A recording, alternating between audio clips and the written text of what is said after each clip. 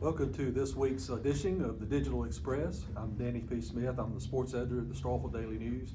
Robbie Faulk is our beat writer for high school sports, also contributes to Mississippi State coverage. And after last week's list of strong big games, not quite as big this week. It's hard to measure up to what last week had to offer for us, but there's some high school games that are worthy of mentioning. Probably at the top of the list is that Knox County at Choctaw County game. Big game in Class 3A this week. Yeah, you're starting to get to the point in the season where teams are fighting for position in the playoffs, and some teams can clinch a district championship this week, and that's the case between Choctaw County and Knoxville. Now, this is a Knoxville team that has just terrorized 4A for years and years, competing with Louisville and teams of that caliber.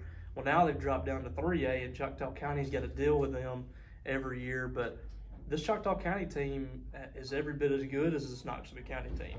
Talent-wise, I think that they're neck and neck. Choctaw County is one of the hottest teams in 3A right now. I think they've won 5 straight games.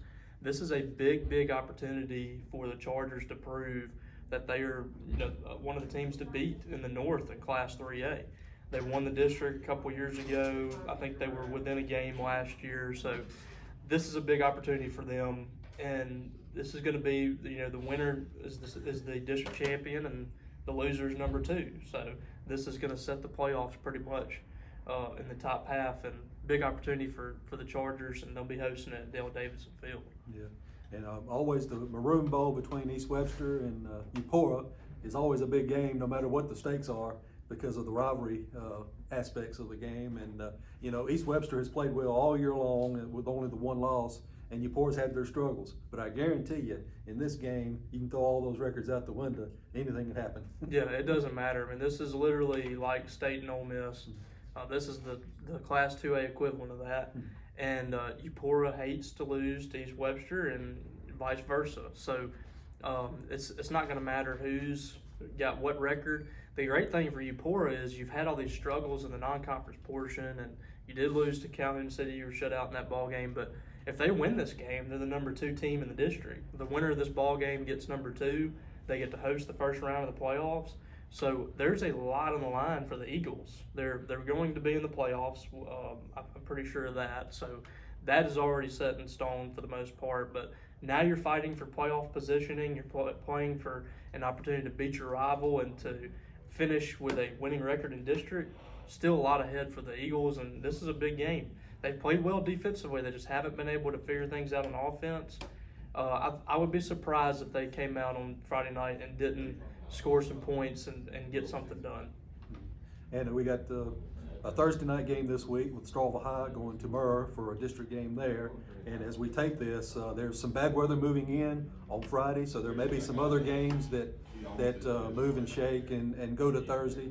We're just not sure yet, but there could be some games that do that. But we'll have to wait and see on that deal. But and it's hard to think that Starkville Academy, their last regular season game is Friday night. If it doesn't get moved, they're playing Jackson Academy on the road, and they need a bounce back win. Yeah, they played a tough schedule too, and they lost to Pilla and Heritage, and now JA. They're playing a lot of really competitive teams in that classification, but they're going to be prepared. I mean, when playoffs roll around, this is going to be a team that's going to be, pretty much weathered. But this is the time of year where some teams are ending their season. Some teams are like Starkville High School. They still have 2 or 3 weeks left in the regular season. But it's a fun time because now these are the games that really matter. For Starkville Academy, you lost to Heritage, so you're not going to win the district now. But there's just like Eupora and others. There's a lot to play for. They can still position themselves in the playoffs and try to get a host in the first round. I'm not sure what the playoffs look like right now, but this is going to be a team that Chase Nicholson, they're going to want to bounce back this week, and they usually do. They usually bounce back pretty well. So we'll see what happens. This is going to be a big game for them. Yeah, I'm not sure what the playoff scenario is with the point system and everything. I haven't really looked into all that, but I know it's for them and teams like Hebron Christian and Oak Hill Academy in Clay County. It's the same with them. They haven't been winning very much, but they could have enough momentum in the point system to at least go on the road in the playoffs somewhere, but that's to be determined. West Point's going to go to Columbus this week, and they're hoping to keep rolling in their division, which they have. But we'll shift our focus to Mississippi State real quick. They're going back on the road to Texas A&M this week, and last week against LSU had some good moments at the beginning, but as the game went on, it kind of got away from them. But I saw enough positives in that game that if they can carry that on to Texas A&M, that's a winnable game that maybe they can pull out, and they do need to win right now. Yeah, I think last week was the first time in the last several years that State fans just didn't think that they really had a chance against LSU. And the big thing that MSU fans, I think, just being on a message board and on Twitter and kind of gauging the fan base and seeing where they are right now, I think the biggest thing is they wanted to see a lot of effort from the team. They wanted to see the team come out with fire and not lay down against a top 5 team. And I think for the most part you saw that on both sides of the ball. State didn't play very well offensively, and defensively they gave up some big plays, but the defense came out on fire. Offense had a pretty good start. It was 9-7 at one point. So, there was a lot of good things that came from that ball game. It was still a loss, yes. But, as Jim Moorhead said in post-game, he's real fiery in the post-game. He saw great effort from his players, and he's hoping that continues moving forward. And they have to have that moving forward if they want to make a bowl game. They still got to win 3 games somewhere. And, I think this game's winnable.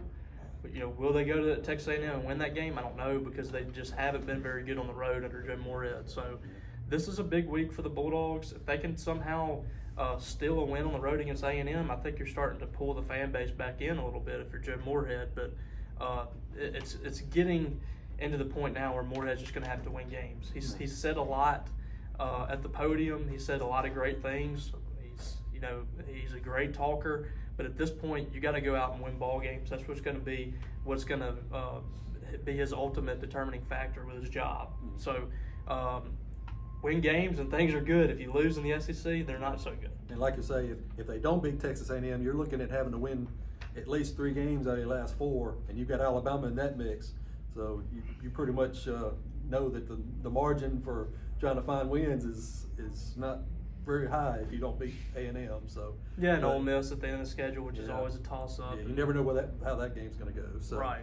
But like I said, the weekend we have to watch the weather on Friday to see how many of those Friday games join the Straw-Murrah game gets moved to Thursday. Maybe not, but there might be some that pull the trigger at the last minute and decide to go ahead and try to play on a better weather night. But it's going to be another good week of football, and we hope you all enjoy it as much as we do. But this is this week's edition of the Digital Express. I'm Danny Smith and Robbie Faulk. We'll see you next time.